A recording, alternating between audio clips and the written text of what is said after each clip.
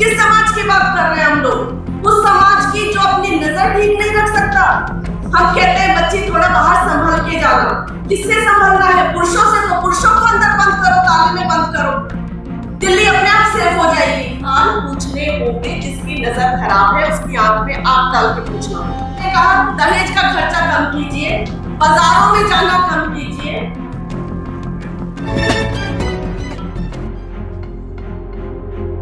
तो किस समाज की बात कर रहे हैं हम लोग? उस समाज की जो अपनी नजर ठीक नहीं रख सकता, जो बच्ची को बच्ची के नजर से नहीं देख सकता, जो किसी अपनी पत्नी को सिर्फ इसलिए पत्नी कह देता है क्योंकि उसके साथ उसने 7 फेरे लगा लिए और उसके साथ वो साथ में बैठी है। उसके अलावा उसकी कोई अपनी कोई इज्जत नहीं है, उसके अलावा उसके अपने कोई सपने नहीं है। हम कहते हैं बच्ची थोड़ा बाहर संभल के जाना। किससे संभलना है? पुरुषों से। तो पुरुषों को अंदर बंद करो, ताले में बंद करो, दिल्ली अपने आप सेफ हो जाएगी। लगा दो 10 बजे का कर्फ्यू, पुरुषों पे लगाइए ना। रेप कौन करता है? पुरुष करता है। छेड़ता कौन है? पुरुष छेड़ रहा है। तो 10 बजे उसे घर में बंद करो, अपने आप दिल्ली महिलाओं की हो जाएगी, सेफ हो जाएगी। ड्राइवर, कंडक्टर, उबर, ओला, रैपिडो, सब में महिलाओं को आप देखो। महिला बोलती है तो सब शांत हो जाते हैं, पुरुष बोलते हैं तो सब बोल रहे हैं। तो कहाँ है डिसिप्लिन? कौन करेगा डिसिप्लिन? जब इतनी पावर है और उसी को घर में बंद करेंगे, उसी को ही आप घूंघट में और 8 मीटर के कपड़े में लपेटने के लिए कहेंगे।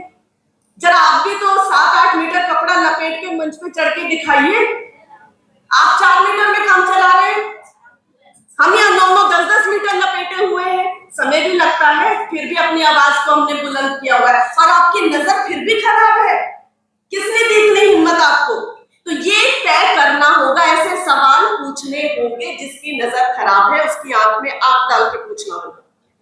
अगर बसों में कुछ होते देखते हैं तो बोलना होगा, घरों में बोलते हैं तो बाहर में बोलिए, वरना घर में भी मुंह पे पट्टी लगा के बैठिए, कोई जरूरत नहीं है। और अगर सड़क पे कोई गंदगी देखते हैं, कुछ गलत देखते हैं तो वहां पर भी बोलिए। लड़ाई तो लड़नी होगी, लेकिन वो लड़ाइयां कौन सी है? राजनीतिक लड़ाई हम सबको पता है, मीडिया ने भर के बता दिया, लेकिन उससे क्या होगा? अगर समाज ही बिगड़ा हुआ है तो क्या अच्छी राजनीति पैदा हो सकती है? अच्छे लीडर पैदा हो सकते हैं? किसको टिकट देंगे, किसको पदाधिकारी बनाएंगे, किसको नेता चुनेंगे? ऐसे व्यक्ति का चयन भी करना सीखिए। सिर्फ इसलिए नहीं कि क्योंकि वो उसको टिकट मिल गया, क्योंकि वो लीडर है, उसको आपने दे दिया। वो कर क्या रहा है समाज के लिए? उसकी जिम्मेदारी क्या है? ऐसे व्यक्ति को आगे बढ़ाना है राजनीतिक तौर पर। आर्थिक नीति को भी तय करना पड़ेगा। अभी मैंने कहा दहेज का खर्चा कम कीजिए, बाजारों में जाना कम कीजिए, थोड़ा सा अपने पैसे को बचाइए। देखिए कि आर्थिक नीति क्या चल रही है। हमारी सरकार की नीति अकेली नीति नहीं हो सकती, पूरे विश्व पे निर्भर करता है। किसी भी एक देश कोई अकेला नहीं चल सकता। तो पूरे विश्व में क्या हो रहा है, थोड़ी नजर उस पर भी रखिए। अखबार पढ़िए, किताबें पढ़िए, न्यूज सुनिए और जानिए कि क्या इकोनॉमिक पॉलिसी है।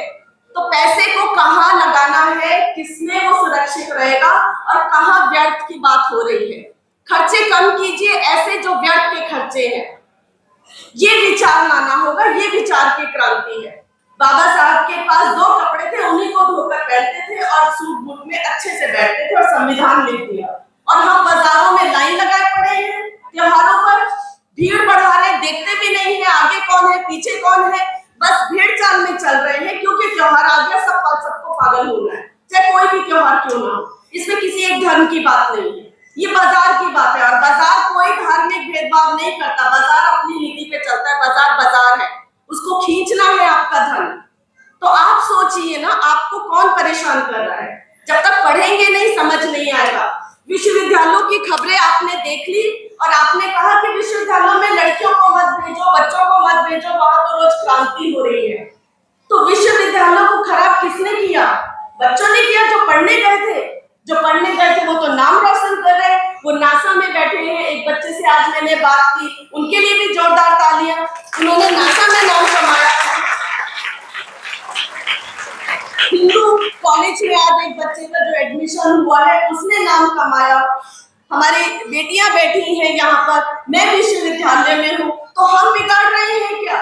वो खुरापाती तत्व तो घरों में भी है, समाज में भी है, विश्वविद्यालयों में भी है, उनका इलाज अलग है, लेकिन उस विश्वविद्यालयों के शीशे तोड़ देना, उनके खर्चों को कम कर देना, वहां कोर्सेज कम कर देना, वहां टीचर की भर्ती ना होना, वहां अपने बच्चों को ना भेजना, ये कौन सी बात है? तो हमें सोचना पड़ेगा कि हम शिक्षा की क्रांति में भी कौन सी क्रांति लाना चाहते हैं। हमें लोग डराएंगे कि शिक्षा हासिल मत करो, मत जाओ विश्वविद्यालयों में, कुछ नहीं होता, ऐसी कोई बात नहीं है, सब विश्वविद्यालयों से पढ़ के ही बैठे हुए। भेजिए, जब तक नहीं भेजेंगे नहीं समझ आएगा। इसलिए राजनीतिक, आर्थिक और शैक्षिक ये जानकारी होना बहुत ही जरूरी है। तीसरी और चौथी बात सांस्कृतिक, वो बहुत जरूरी है। जैसे कि आज हमने शुरुआत की, हमने कहा धर्म जरूरी होता है, लेकिन वो धर्म जो ऊंच नीच की बात करे, चाहे कोई भी धर्म क्यों ना हो, वो धर्म नहीं है, वो अधर्म है। ये हमें तय करना होगा। दूसरी बात, जो पारंपरिक तरीके से रूढ़िवादिता है, उसको खत्म करना होगा। आप जिसको भी मानते हैं नमन कीजिए, अपने ऊपर विश्वास रखिए। कहा ना आपदिवो भव, आपको अपना ही दीपक खुद ही बनना है। तो अपना दीपक खुद बनना है तो मन में वो आने चाहिए भाव, उस तरीके का मेडिटेशन रिक्वायर्ड है, उस तरीके की शांति रिक्वायर्ड है, उस तरीके का धर्म रिक्वायर्ड है। इसलिए वो जो सांस्कृतिक कार्यक्रम भी है उसमें भी देखिए कि क्या आपका अपव्यय तो नहीं हो रहा, क्या बिना बात के आप शोरगुल का पार्ट तो नहीं बन रहे हैं। तो ऐसी चीजों से हमें दूर रहना चाहिए जो हमारे घर की व्यवस्था को बिगाड़े, हमारे समाज की व्यवस्था को बिगाड़े और हमारे देश के लिए कुछ ऐसी चीजें हमें देखने को मिले जो अच्छी चीजें नहीं है। हमें देश का निर्माण करना है, हमें बाहर जाके भी नाम कमाना है और अपना देश का नाम कमाना है। ऐसे ही हम सोच रखेंगे तभी समाज आगे बढ़ेगा। Thank you so much.